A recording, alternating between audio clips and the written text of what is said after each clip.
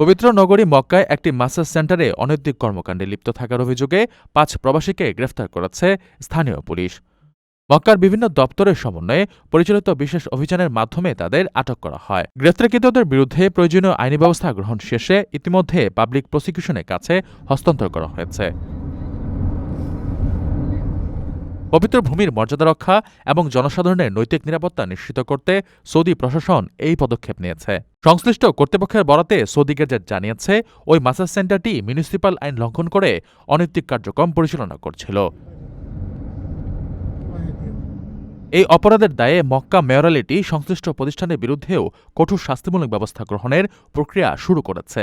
প্রাথমিক তদন্তে উঠে এসেছে, প্রতিষ্ঠানটি নির্ধারিত নিয়মকানুনের তোয়াক্কা না করে জননিরাপত্তা বিঘ্নিত করছিল। সৌদি প্রশাসনের পক্ষ থেকে স্পষ্ট জানানো হয়েছে, জনস্বার্থ এবং সামাজিক মূল্যবোধে আঘাত হানে এমন যেকোনো কাজের ক্ষেত্রে জিরো টলারেন্স নীতি অনুসরণ করা হবে।